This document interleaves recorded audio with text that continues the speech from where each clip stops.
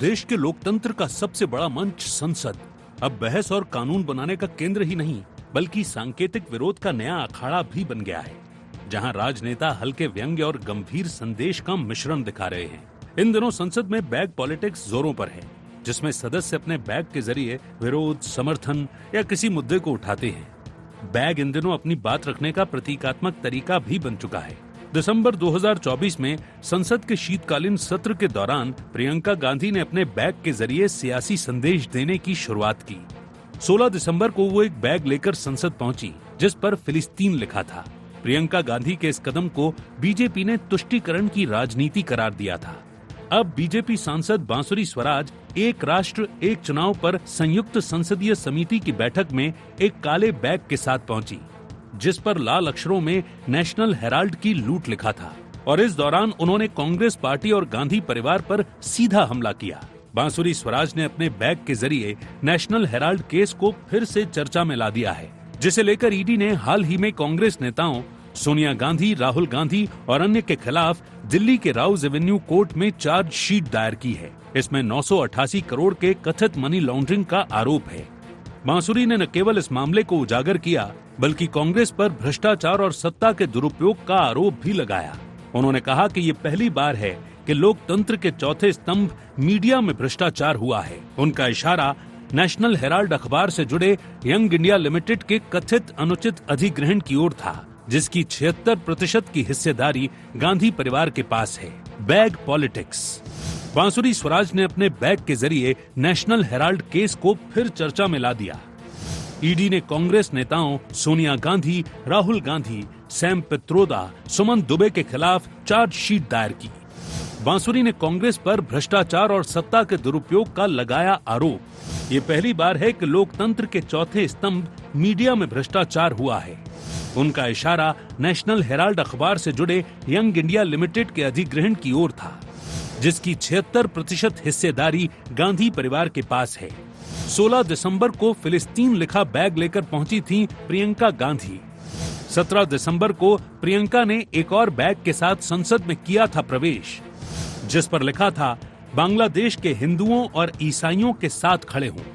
प्रियंका गांधी गौतम अडानी का स्टिकर लगा बैग लेकर भी पहुंची थी संसद। ये पहली बार हुआ है कि डेमोक्रेसी का जो फोर्थ पिलर है, चौथे स्तंभ, यानी मीडिया को लेकर भी भ्रष्टाचार, हाल ही में जो चार्जशीट ईडी ने फाइल करी है, ये बहुत ही गंभीर उदाहरण उजागर करती है, जहां पर कांग्रेस की पुरानी एक कार्यशैली और उनकी विचारधारा उभर कर आती है। वो सेवा की आड़ में सार्वजनिक संस्थाओं को अपनी पर्सनल जागीर बढ़ाने का एक औजार बना लेती है। 2000 करोड़ रुपए की संपत्ति कौड़ियों के भाव मात्र 50 लाख रुपए में यंग इंडिया लिमिटेड कंपनी ने हड़प ली। और ये यंग इंडिया लिमिटेड कंपनी जो है, ये नॉट फॉर प्रॉफिट एक ऐसी कंपनी है जिसका स्वामित्व यानी उसकी ओनरशिप 76% जो है वो गांधी परिवार की है। और इसीलिए आज के दिन कांग्रेस पार्टी की और कांग्रेस के शीर्ष नेतृत्व की जवाबदेही बनती है,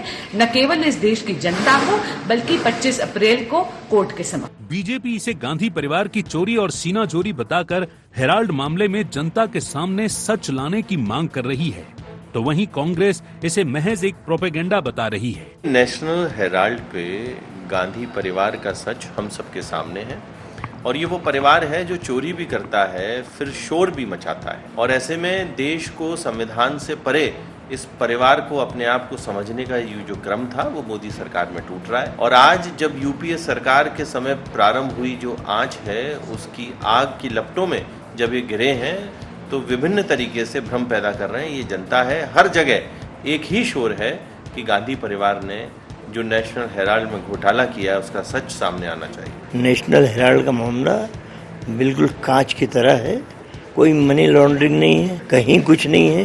ये तो प्रोपेगेंडा बनाने के लिए, लोगों में भ्रम की स्थिति पैदा करने के लिए। ये देखिए, नेशनल हेराल्ड के नाम पे सोनिया जी, राहुल जी ने लूट लिया है। ये सब एक प्रोपेगेंडा है, एक नैरेटिव बनाया जा रहा है।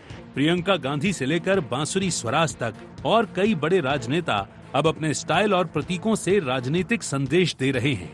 बैग पॉलिटिक्स भारतीय संसद में एक नया ट्रेंड बन गया है, जिसमें सियासी दल अपने विरोध को रचनात्मक और दृश्यात्मक तरीके से व्यक्त कर रहे हैं। बांसुरी स्वराज और प्रियंका गांधी ने न केवल इस रणनीति को अपनाया बल्कि इसे और प्रभावी भी बनाया है। हालांकि ये ट्रेंड ये सवाल भी उठाता है कि क्या संसद जैसे गंभीर मंच को इस तरह के सांकेतिक विरोध का अखाड़ा बनाना सही है? क्या ये चलन वास्तविक मुद्दों पर बहस को कमजोर करेगा या फिर ये जनता तक संदेश पहुंचाने का एक नया और सशक्त तरीका बन सकता है? Bureau report, IND 24।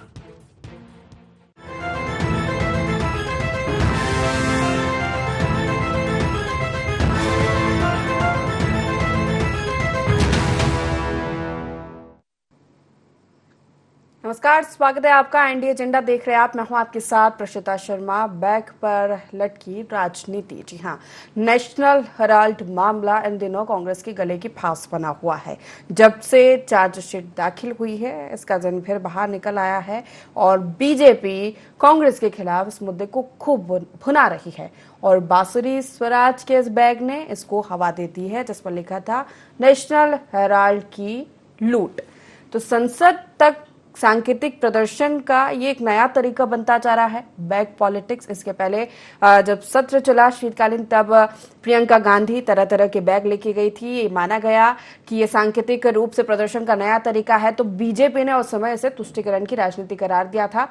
लेकिन अब बांसुरी स्वराज इस तरह का बैग लेकर पहुंची है और इस मुद्दे को एक बार फिर हवा मिल गई है, तो कांग्रेस इसे सिर्फ प्रोपोगेंडा की राजनीति करार दे रही है, नैरेटिव सेट करने की राजनीति और भ्रम फैलाना करार दे रही है। तो इंडिया एजेंडा में आज इसी पर चर्चा करेंगे कि ये बैग पर पॉलिटिक्स राजनीति क्यों लटकती जा रही है। उसके पहले जान लेते हैं एजेंडा के पॉइंट्स क्या है। भारतीय संसद में नया ट्रेंड क्यों बनती जा रही बैग पॉलिटिक्स। संसद जैसे गंभीर मंच को सांकेतिक विरोध का अखाड़ा बनाना कितना सही? क्या वास्तविक मुद्दों पर बहस को कमजोर करेगी बैग पॉलिटिक्स? जनता तक संदेश पहुंचाने का यह तरीका कितना सही? इन्हीं मुख्य सवालों के साथ चर्चा की शुरुआत करेंगे। पैनल हमारे साथ जुड़ गया, परिचय आपका करा देते हैं। बीजेपी से पक्ष रखेंगे प्रवक्ता बृजगोपाल लोहिया जी हमारे साथ जुड़ गए हैं और मध्य प्रदेश कांग्रेस सचिव पवन पटेल जी हमारे साथ जुड़ गए हैं। वरिष्ठ पत्रकार सुरेश शर्मा जी हमारे साथ जुड़ गए। तीनों का बहुत स्वागत है इस चर्चा में। शुरुआत चर्चा की पवन जी आप ही से। नेशनल हेराल्ड मामला, इसका दिन बाहर निकला, चर्चाएं सियासत इन दिनों इसी पर हो रही थी, तो बांसुरी स्वराज बैग लेकर पहुंच गई नेशनल हेराल्ड की लूट और ये माना जा रहा है कि इस मुद्दे को, इस मामले को फिर हवा दे दी गई है। आपकी प्रतिक्रिया? नहीं, देखिए, भारतीय जनता पार्टी इसी तरह के मुद्दों को ज्वलंत मुद्दों से ध्यान भटकाने का प्रयास करे, उसी की पॉलिटिक्स भारतीय जनता पार्टी करती आई है और उसी के तहत ही पॉलिटिक्स कर रही है। बार बार ये कहेंगे इसका जिन्न निकल गया, कांग्रेस के गले की फांस की हड्डी बन गई। देखिए, सब चीजें स्पष्ट रूप से हर व्यक्ति के सामने, हर व्यक्ति भारतीय जनता पार्टी की फितरत को अच्छी तरह से जानता है। ये याद करिए, जब हिंदुस्तान जब गुलाम था तो सबसे देखा जाए 1937 में ये अखबार जो छपता था, इस पे सबसे प्रमुख मुखर आवाज थी उस समय नेशनल हेराल्ड और नवजीवन जैसे अखबार ये प्रमुखता से उस समय विरोध का स्वर अपनाते थे और बड़े इनकी प्रेरणा जो मिली थी, महात्मा गांधी जी हो गए, रफी अहमद किदवई जी हो गए, इन सबसे इसकी प्रेरणा मिली थी और 1937 से ये अखबार छपता रहा। 1942 में इसी कारण से इसको बैन कर दिया गया था, 1945 तक यह अखबार बैन था। तो माननीय जवाहरलाल नेहरू जी ने AGL एसोसिएट जनरल लिमिटेड एक कंपनी बनाई, जिस कंपनी के तहत इस अखबार का संचालन होने लगा और उस समय चूंकि विरोध हो रहा था, अंग्रेज बहुत विरोध कर रहे थे, उस विरोध के कारण से इसके ऊपर इतने कर्ज हो गए, इतना ज्यादा कर्ज हो गया था, करीब उस समय एक ऐसा हुआ था कि करीब 90 करोड़ रुपए का कर्ज था, जो उस कर्ज को देने का कांग्रेस पार्टी ने एक बहुत बड़ी आवाज थी उस समय, उस आवाज को बचाने के लिए, उस अखबार को बचाने के लिए कांग्रेस पार्टी ने 90 करोड़ का लोन दिया और 90 करोड़ का लोन 100 ट्रांजैक्शन में चेक के माध्यम से, बैंक के माध्यम से, कोई इसमें छुपा के ट्रांजैक्शन नहीं किया गया है, वो ऑनलाइन ट्रांजैक्शन हो, सबके सामने है, सब कोई उसको अच्छी तरह से जानते हैं। और AGL में जो दिए गए इसका जो पैसे का उपयोग है, उसके जो कर्मचारी थे, उनकी सैलरी थी, ग्रेजुटी थी, बिजली के बिल थे, उन सब में उसको जमा करने का उपयोग किया गया। अब भारतीय जनता पार्टी कहती है कि भाई ये कांग्रेस पार्टी पैसे दे नहीं सकती, उस समय बड़ी बात हुई थी, सबको याद होगा 2012 में पूरे इलेक्शन कमीशन की बेंच बैठी, उस बेंच के सामने पूरी बात लाई गई और बेंच ने अच्छी तरह से कहा कि हाँ, ये कांग्रेस पार्टी पैसे दे सकती है, इसमें किसी तरह के नियमों का उल्लंघन नहीं किया गया है।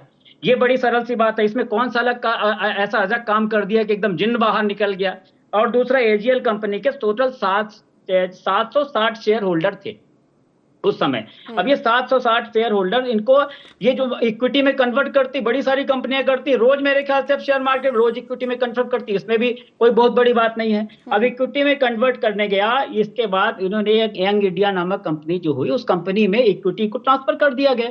एजीएल के कोई फायदा उस यंग इंडिया को नहीं ट्रांसफर किया गया, किसी तरह का प्रॉफिट उसको ट्रांसफर नहीं किया गया है। ये कई सारी कंपनियां होती, रोज प्रचलन में है, यहां पे भी कोई गड़बड़ नहीं है। भारतीय जनता पार्टी की फितरत को समझिए, भारतीय जनता पार्टी जबरदस्ती के बातों को तूल पकड़ रही है, जबरदस्ती के, क्योंकि ज्वलंत मुद्दे हैं, जो इन्होंने कहा वो किया नहीं, उसको ना करने के, पिछली बार भी याद होगा कितने 50-50 घंटे 100-100 घंटे राहुल गांधी जी को, सोनिया गांधी जी को बैठा के ईडी पूछ रही थी, तो क्या हो गया, तो उस पूछने का क्या हुआ, आज फिर से जरूरत पड़ गई। तो भारतीय जनता पार्टी देखिए, जब उसको लगता है कि हम कमजोर हो रहे हैं, चाहे बिहार में अगर अच्छी तैयारी करने लगेंगे, गुजरात में अच्छी तैयारी करने लगेंगे, ईडी सीआईडी का जिन निकालते रहेंगे। ये इनके कार्यकर्ता है, इनके जो पदाधिकारी के भात ईडी काम कर रही है। अब ईडी का वहां पे नहीं बताएंगे कि जो अजीत पवार का घोटाला था 27,000 करोड़ का, उसमें ईडी का क्या हुआ। एक जो इसमें मामला आया है कि करीब 95% केसेस जो ईडी पे होते हैं, ईडी सीआईडी में, उसमें 100% में 90 से 95% विपक्षी के होते हैं। इनके इतने धुले हुए दूध, अब यही अगर मामला जो भारतीय जनता पार्टी से जुट जाता है तो सब लेने के देने, बढ़िया दूध से धुल के उनकी वाशिंग मशीन जवाब लेंगे ब्रजगोपाल जी से इसका। तो जी प्रशीता जी, जितनी बातें नेशनल हेराल्ड के बारे में हमारे मित्र पवन पटेल जी ने कही है, मैं पूरी बातों का समर्थन करता, मगर हमारे तो प्रश्न ही कुछ और है कि कांग्रेस की सरकार रहते हुए वो अखबार कैसे दिवालिया हो गया जिसने स्वतंत्रता के आंदोलन में अपनी भूमिका निभाई। यदि कांग्रेस उसको फिर भी दिवालिया हो गया था तो उस समय जो समानांतर संगठन चल रहे थे, राजीव गांधी फाउंडेशन, इंदिरा गांधी फाउंडेशन, उनके पास अरबों रुपए हो गए। प्रश्न 2।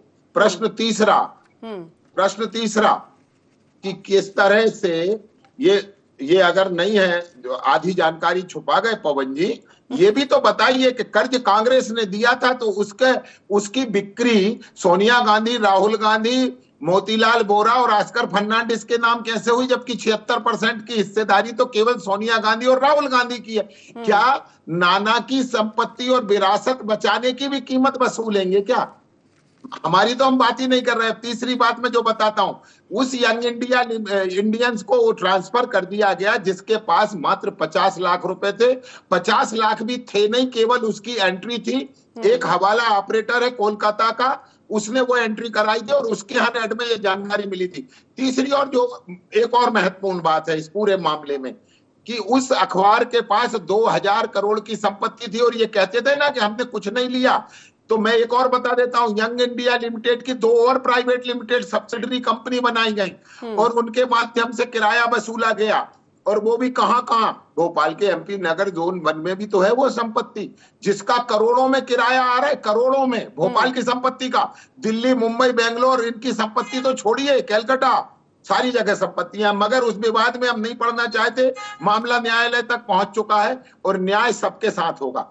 एक जो महत्वपूर्ण बात है जिसपे आपने आज की चर्चा रखी है कि बांसुरी स्वराज जी आज बैग लेकर गई जिसमें नेशनल हेराल्ड की लूट का जिक्र है। तो क्या समस्या क्या है इससे, किस तरह की कौन सी नई समस्या आ गई? आपको मालूम है कि लोग तरह तरह की तख्तियां लेकर जाते हैं, लोग अपने विरोध प्रदर्शन में बैनर लेकर जाते हैं, उन विरोध पैम्पलेट्स लेकर जाते हैं। आज बांसुरी स्वराज जी एक झोले पर ये लिखा ले गई हैं। इसमें एक और बात मैं कहना चाहता हूं, ऐसा झोला तो लटकाकर प्रियंका गांधी भी गई थी, मगर तब वो तुष्टीकरण के लिए, तुष्टीकरण की राजनीति बताएं। वो तुष्टीकरण की राजनीति के लिए लेकर गई थी। वो प्रियंका गांधी का झोला तो भारत विरोधियों के लिए था, फिलिस्तीन के उन आतंकियों के समर्थन के लिए था जो निर्दोषों की हत्या कर रहे थे। हम तो ये कह रहे हैं कि जो नेशनल हेराल्ड का जो भी दोषी है, हम तो कहते हैं दोषी आप तय कर दो, मगर यदि आपके कार्यकाल में एक अखबार दिवालिया हुआ। एक और बात मैं कहता हूं बड़ी जिम्मेवारी के साथ, 2004 से लेकर 2025 तक ये बता दें कि वो अखबार कहां से छपता है। कहीं से अखबार नहीं छपता, मगर घाटा हो गया, करोड़ों के विज्ञापन दिए गए, इस काल में जब वो दिवालिया हुआ तब भी करोड़ों के विज्ञापन दिए गए, उस अखबार को दिए गए जो अखबार कहीं से प्रकाशित नहीं होता। और मैं जिम्मेवारी के साथ एक प्रश्न करता हूं, देश का एक भी कांग्रेस का व्यक्ति ये बता दे कि कब नेशनल हेराल्ड में कुछ छपा। एक और बात प्रशिता जी मैं कहता हूं, भारतीय जनता पार्टी की राष्ट्रीय प्रवक्ता ने नेशनल हेराल्ड पर प्रेस की और उन्होंने कहा कि नेशनल हेराल्ड से जो भी पत्रकार हो वो कृपया खड़ा हो जाए, और दूसरे पत्रकारों को कहा कि क्या आप किसी नेशनल हेराल्ड के पत्रकार को जानते हैं? नहीं जानते, ना पत्र है ना पत्रकार है, मगर प्रकाशन समूह है, प्रकाशित कुछ होता नहीं है। इसके बावजूद 2000 से 5000 करोड़ की संपत्तियां और उन पर कब्जे की साजिश। ठीक है, इसका जवाब लेंगे। सुरेश जी का रुख करूंगी, उस पर उनकी प्रतिक्रिया ले लेते हैं, फिर आगे बढ़ेंगे। सुरेश जी, नेशनल हेराल्ड के साथ बैग पॉलिटिक्स जो इन दिनों काफी ट्रेंड कर रही है, संसद तक पहुंचने के लिए या सांकेतिक प्रदर्शन के लिए या लोगों तक कोई भी संदेश पहुंचाने के लिए, इस पर भी आपकी टिप्पणी। देखिए, मैं समाचार पत्रों के खिलाफ बोलने का आदी नहीं हूँ, क्योंकि मैं ये मानता हूँ कि समाचार पत्र जो निकल रहे हैं, चाहे कांग्रेस निकाले या भाजपा निकाले या हम लोग निकाले, वो समाचार पत्र जो है हम तो जनहित में निकालते हैं सारे के सारे लोग।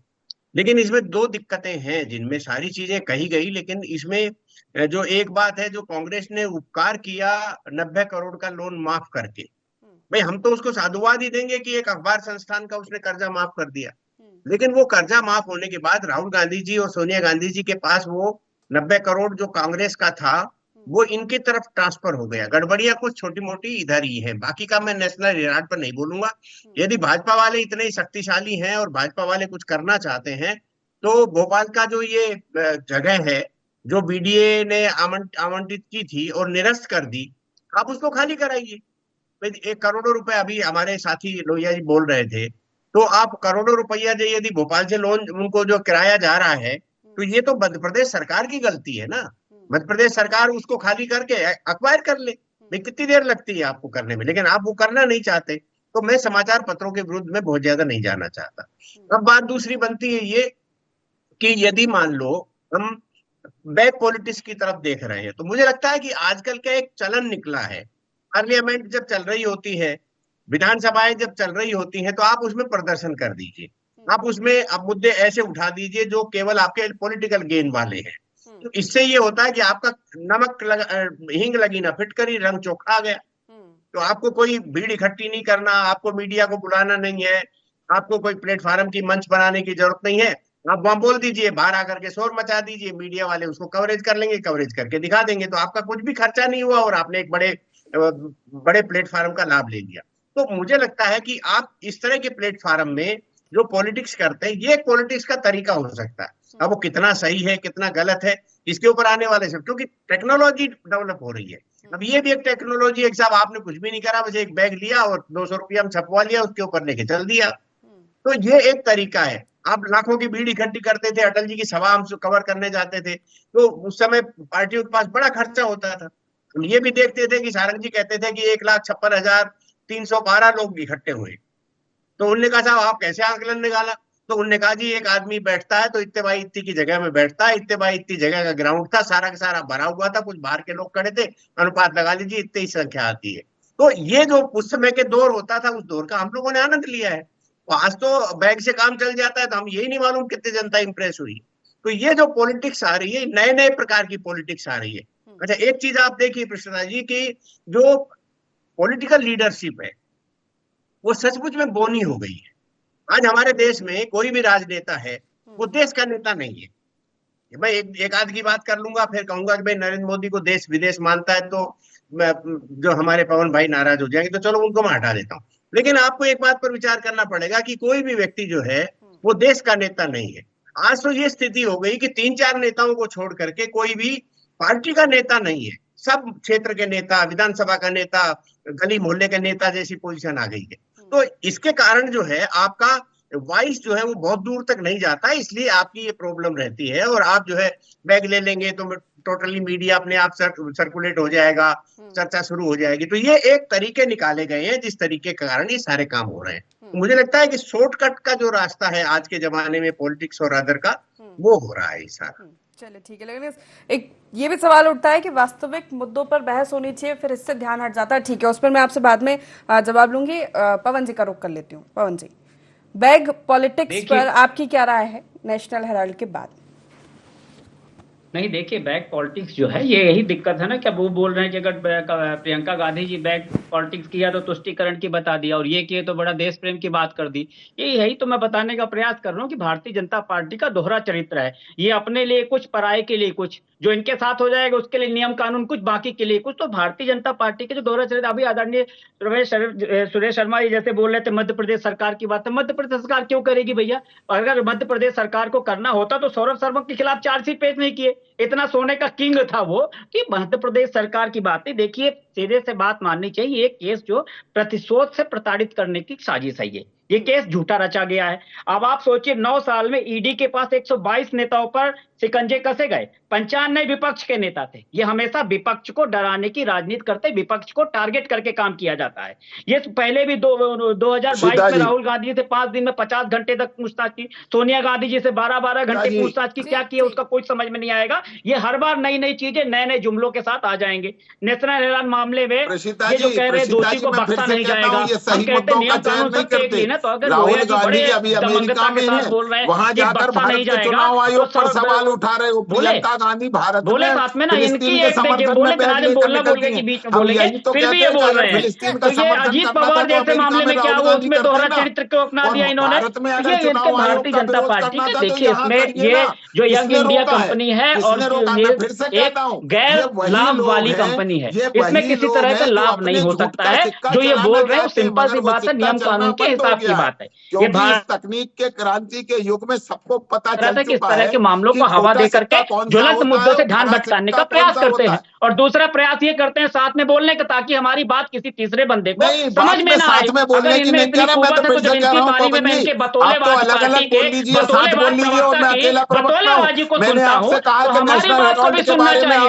लेकिन इनकी आदत है, ये फितरत से इनका बड़ा समझता है इस बात से, इनके अंदर अजीब टाइप का जुम्मन कीड़ा है। वो सच है, ये देखो साहस बोलते रहेंगे। अभी आपने दर्शिता जी, पवन किसका नाम है? पैदा करिए। ब्रजगोपाल लोया जी ने अपना नाम बदल करके पवन रख लिया है क्या? आप भी कह पाएंगे कि अगर पवन रख लिया आपने नाम? फिलिस्तीन का झोला लटका कर समय का भी ध्यान रखना है, बात भी सुननी है, प्रतिक्रियाएं भी लेनी है। ठीक है, एक एक करके सुन लेते हैं। बतौलेबाज पार्टी के बतौलेबाज प्रवक्ता की बतौलेबाजी है। अरे मुझे तो मालूम है, मुझे आप जो मर्जी आए वो गाली बदले। कांग्रेस का, कांग्रेस के नेताओं का, कांग्रेस के प्रवक्ताओं का तो केवल एक ही काम है, गाली बदले। आपने संस्कार की उम्मीद है, लेकिन ये सांकेतिक अखाड़ा बनता जा रहा है, उस पर भी जवाब दे दीजिए, क्योंकि जिम्मेदार राजनीतिक दल है आप, और संसद एक बड़ा मंच है जिस पर जनता के मुद्दे उठाए जाते हैं, वास्तविक मुद्दे जो देश की समस्या है, देश में विकास कैसे होगा, वो मंच है। ये सांकेतिक विरोध का अखाड़ा बनता जा रहा है। इस पर एक एक करके इस पर जवाब देंगे। दबाने का प्रयास करते हैं, ये तानाशाही के संविधान से इस देश को चलाने का प्रयास करते हैं, बस इसके अलावा कुछ नहीं। अखाड़ा तो बना ही दिया इन्होंने संसद को, क्या करें अभी जब बोल नहीं पाएगा तो बैग में लिख के ना ले जाए। आधे से ज्यादा सांसदों को आप निलंबित कर दे तो जब कोई जनहित के मुद्दे को उठाते हैं बात करते। पूरी दुनिया ने मंजर देखा है आपकी तानाशाही के संविधान से इस देश को चलाने की वानगी पूरी दुनिया ने देखी, एक नहीं कई बार देखा है। मैं नहीं चाहता वो गंदे शब्द, क्योंकि हमें संस्कार दिया है पार्टी ने, गाली बकना नहीं सिखाया है। अरे वो तो देखा आपका संस्कार कि 53 साल तक झंडा नहीं फहराया, अंग्रेजों की गुलामी करते थे, चुगली करते थे, यही संस्कार है आप लोग के। झूठ बोल रहे लाडली बहना से, ये संस्कार है। झूठ बोल रहे युवाओं से, ये संस्कार है। 750 किसानों को शहीद कर दिया, ये संस्कार है। किसानों को झूठ और फरेब संस्कार है आपके। 53 साल तक झंडा नहीं फहराने का संस्कार दिखा रहे हो आप। ठीक है, लेकिन उसका जवाब दे दीजिए पवन जी। सांकेतिक प्रदर्शन का अखाड़ा वास्तविक मुद्दे गुम होते जा रहे हैं। प्रियंका गांधी ने भी इस ट्रेंड को अपनाया और बांसुरी स्वराज उसको आगे बढ़ा रही है। पवन जी इसका भी जवाब दे दीजिए, फिर मैं सुरेश जी का रुख करूंगी। क्या जवाब दे बताइए, इनकी बतौली में सुन ही नहीं पाया, बताइए क्या बोल रहे हैं आप? सांकेतिक प्रदर्शन का अखाड़ा संसद एक बहुत ही जिम्मेदार गंभीर मंच है, जनता से जुड़े मुद्दे, क्या इस तरह के प्रदर्शन, इस तरह के संदेश वास्तविक मुद्दों से भटका सकते हैं? देखिए, जनता जब किसी व्यक्ति को चुनती है, जनप्रतिनिधि होता है, तो उसकी सबसे पहली रिस्पॉन्सिबिलिटी होती है कि आम जनता की आवाज को, देश के खिलाफ कोई काम हो रहा उस आवाज को सदन में रखे। लेकिन ये सदन की कार्यवाही अपने हिसाब से चलाते हैं, किसी के विपक्ष के प्रश्न को उसमें पास नहीं करते हैं। विपक्ष जिन मुद्दों पर चर्चा करना चाहता है, जो आज के ज्वलंत मुद्दे हैं, महंगाई, बेरोजगारी, भ्रष्टाचार, किसानों की आत्महत्या, उस मुद्दे पर चर्चा नहीं करना चाहते। तो इसके अलावा सांकेतिक प्रदर्शन के अलावा और क्या रह गया है? किसी न किसी तरह से आदमी अपनी बात को ध्यान आकर्षण तो करेगा, इसलिए उन्होंने बैग में एक लिखवा के लाया। गांधी जी के प्रतिमा के सामने हम लोग को, विपक्ष के सांसदों को प्रदर्शन करना पड़ता है, सड़क में प्रदर्शन करना पड़ता है, तो आप देशद्रोही बोलते हो। तो भारतीय जनता पार्टी ने अलग संविधान से इस देश को चलाने का, चलिए ठीक है, आखिरी प्रतिक्रिया सुरेश जी से फिर चर्चा को समाप्त करूंगी। वास्तविक मुद्दे क्या कमजोर नहीं पड़ जाएंगे आगे जाके? वास्तविक मुद्दों पर देखिए, वास्तविक मुद्दों पर न पक्ष चर्चा कर रहा है और न विपक्ष चर्चा कर रहा है। अभी भी आप दोनों नेताओं को सुना होगा, वास्तविक मुद्दों पर किसने बोला है? तो इसलिए वास्तविक मुद्दों पर कोई नहीं बोलता, सब केवल झूठ परोसने का काम कर रहे हैं। अब बार बार आज जो है इतिहास फिर से खुल रहा है।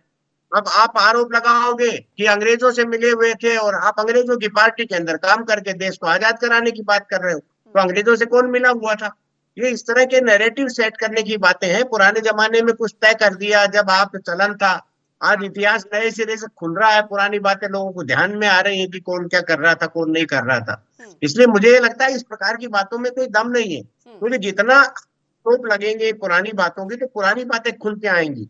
भाई कोई सवाल क्यों नहीं पूछेगा कि कांग्रेस के बड़े नेता गांधी जी, जवाहरलाल जी, ये इतने महान नेता थे, ये महान नेताओं ने अपनी पार्टी क्यों नहीं बनाई, अंग्रेजों वाली पार्टी में शामिल क्यों हो गए जा करके? तो अंग्रेजों से मिले हुए थे या नहीं थे, इसका क्या है? और शहीदों को कराने का, आप क्रांतिकारी सारे मरवा दिए, किसने मरवाए? सबको मालूम है, इतिहास इसका साक्षी है। तो मुझे बार बार जब मैं सुनता हूं तो निश्चित रूप से मेरी प्रतिक्रिया आती है, और इसका कारण ये कि देश में एक झूठा नैरेटिव तैयार करने की जो इस लंबे समय से कोशिश की गई थी, वो इस प्रकार के नहीं होना चाहिए। और नेताओं में अब इतना दम नहीं बचा है कि जनता के बीच में जाकर के वो करें। इमोशनल सारे मामले हो रहे हैं और इमोशनल के आधार पर समय पूरा हो चुका है। चर्चा क्या करे बताओ, हम तो सीधे मुद्दे की बात कर रहे थे ना, तो बात तो ठीक है, चलिए ठीक है, फिर ठेकेदार बन रहे थे, तब हमने पुरानी बातों को बोला। चलिए ठीक है, क्योंकि समय हो चुका है। मैं तीनों मेहमानों का धन्यवाद करना चाहूंगी चर्चा में शामिल होने के लिए। तो बैग पर लटकी राजनीति, और यही ट्रेंड बनता जा रहा है कि किसी मामले को उठाना है या बताना है तो इस तरह बैग लेकर आप जाइए। संसद चूंकि गंभीर मंच है तो निश्चित ही सबकी निगाहें उस पर जाएंगी, लेकिन नेशनल हेराल्ड मामले में जब से चार्जशीट फाइल हुई है तब से कांग्रेस के लिए गले की फांस बना हुआ है। अब देखना होगा कि ये बैग पॉलिटिक्स पर लगाम कब लगते हैं। फिलहाल IND एजेंडा में इतना ही। बने रहिए IND 24 के साथ। नमस्कार।